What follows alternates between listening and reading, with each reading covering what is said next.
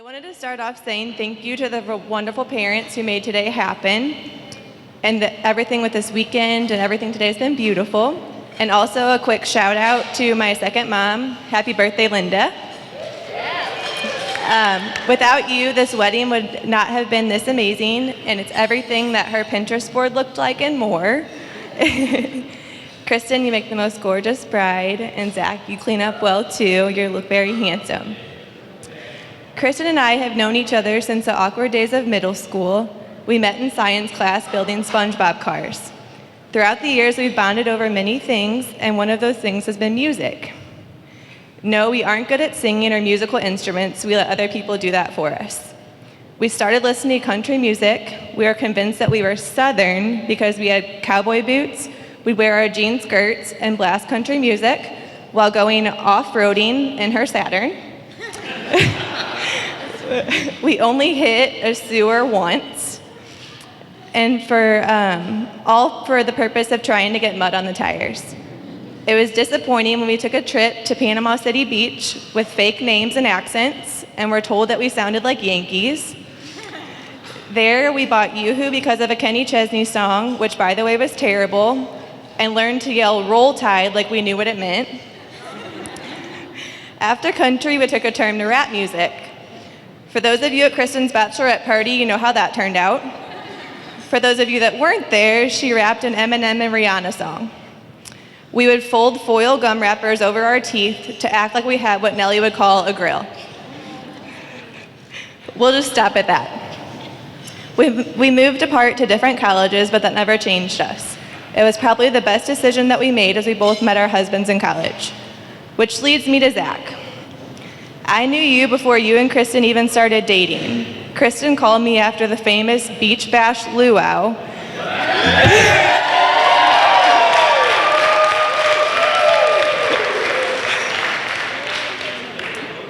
And she gushed over a hot guy, but she also complained how you didn't give her your undivided attention that night. That's all I'll say. In her voice, I could hear how just talking about you made her light up. Of course, after that, I had to creep you on Facebook. At first, I was cautious and wondered how I could trust a Kansas City boy, who I might add doesn't like Emo's Pizza,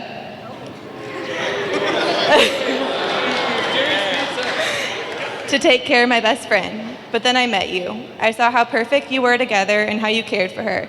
I saw you embrace all her obsessions, from little things like the arch, her chapstick, and Jeeps, to the big things like Harry Potter, Pretty Little Liars, Finn Dog, and the St. Louis Blues. I also got to see your crazy obsessions for having a dinosaur wedding, which thankfully didn't work out. No matter how crazy she is about her passions, not once did you try and change her, and for that I thank you. I wanted to leave you with a few pieces of advice from her first better half. If she's having a bad day, all she needs is a bowl of popcorn, you're on butter duty, an episode of Friends, and her lavender essential oil. I hope you're ready to cook because she doesn't do cooking. A biscuit and gravy meal from McDonald's cures her hangovers. Bacon has its own food group. And don't forget to remind her how beautiful she is. Sometimes she tends to forget this. With that being said, I'll graciously step down and allow you to take my place as her better half. Chris, because you look like such a princess bride, I wanted to leave you with this quote, but I can't do the list. Marriage is what brings us together today. Marriage, that blessed arrangement, that dream within a dream, that love, true love, will follow you forever. So treasure your love. I wasn't going to be this girl. I wish you both all the happiness in the world because you two deserve nothing but the best. If everyone could raise a glass, and cheers to the new Mr. and Mrs. Lewandowski. How's everybody doing tonight? Doing good? Having a good time? Perfect. Well, for those of you that don't know, I'm Jacob. I'm Zach's younger, better looking, more intelligent brother, but we'll get to that later.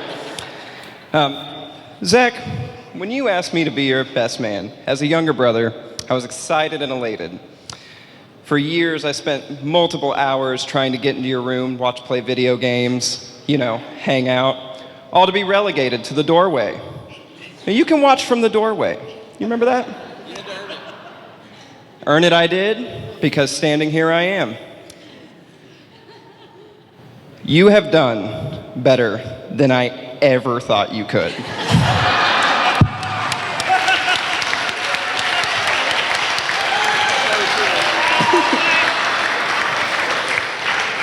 You have managed to buy a house with a beautiful lady. You have a great job, and you are the epitome of the man that I want to grow up to be. And for that, I cannot thank you enough. Kristen, you are the sister I've always wanted. You are also the only person who can really put Zach in his place. Keep him down where he needs to be. Because we all know at Rolling Rock where Zach's ego can go and how it needs to be shut back down. But Zach, the truth is, I've never been more excited. I've never had a day where I've just had the jitters like I have today.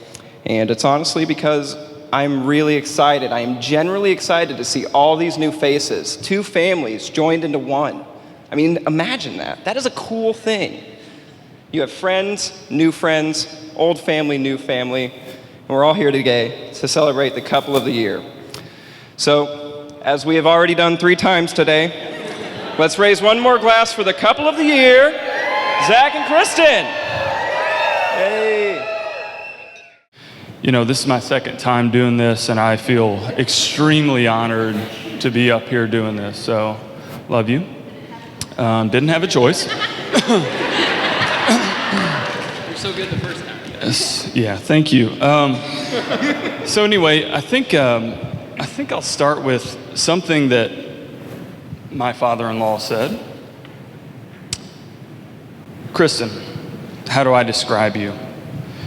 Don't get me wrong, I love you as much as Kelly or Caitlin. You just march to your own beat. You're strong-willed and emotional. You cry at the drop of a hat and are extremely overreactive to situations in general. But you're also more loving than Kelly was at your age, my wife. Just saying. You can break my heart with your big brown eyes. You are definitely your mother's child. So, anyway, I wanted to lead with that because I think I would be remiss if I didn't bring some of that here.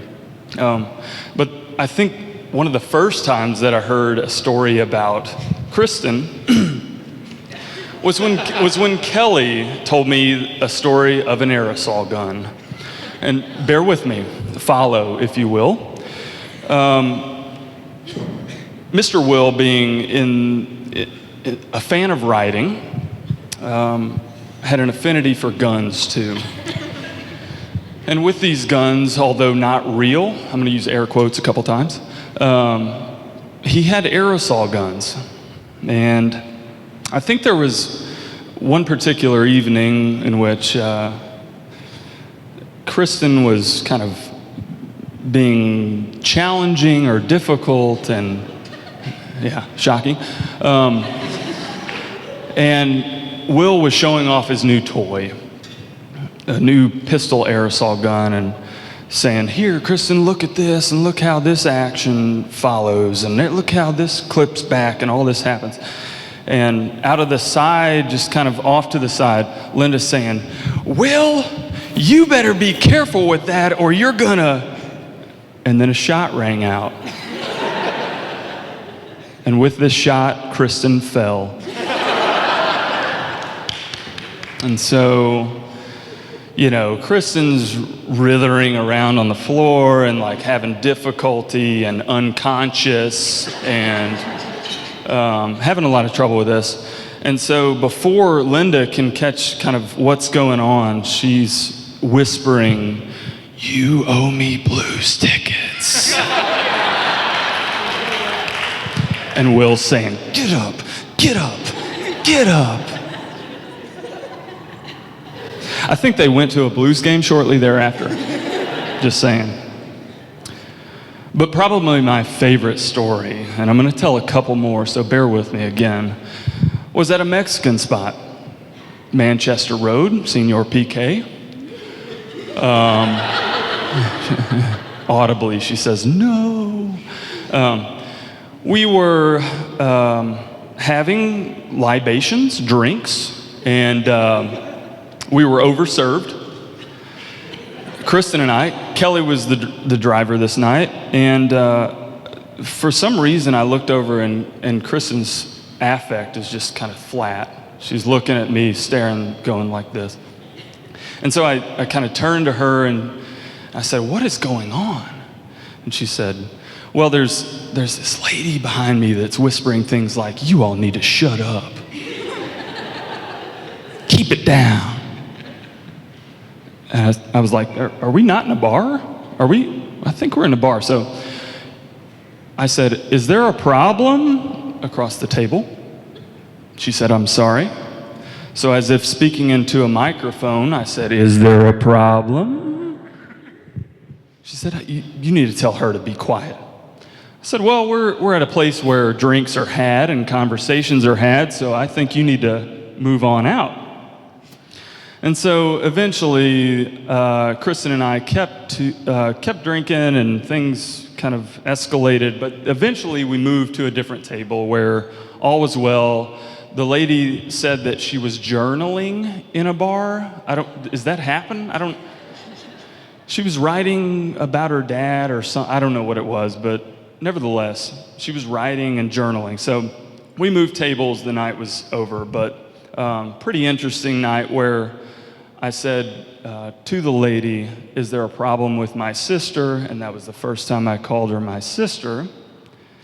She then, was bawled the rest of the night. It was a big thing. And later told that story to me crying and whatnot. So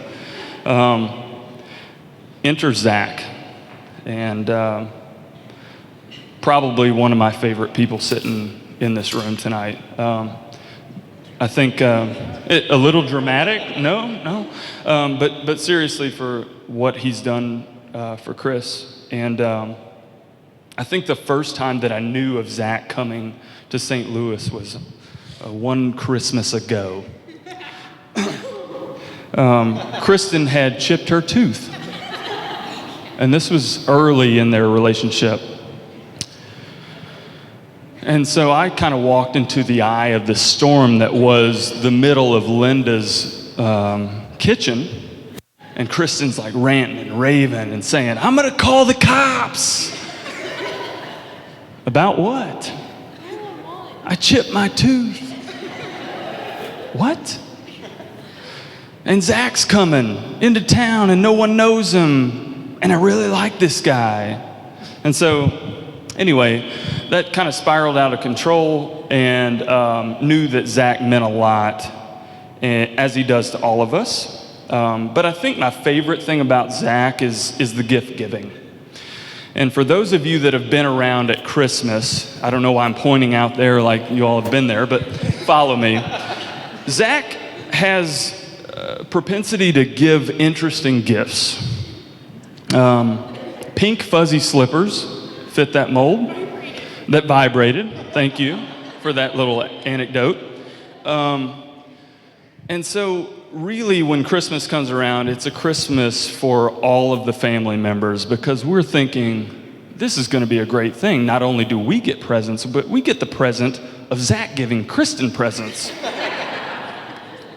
And so we usually covertly postpone his giving gifts. I don't know if Zach knows about this, but we postpone his giving gifts to Kristen until the very end. And the reason being is because we sit there and wait, just hoping that this goes horribly wrong. And at the end, it usually goes really well. Kristen loves the gifts that Zach gives. And I think more than anything, I'm kind of a silly guy, but what I really mean to say is that I'm happy that he is going to be joining this family. And like I said to James, welcome to the family, brother.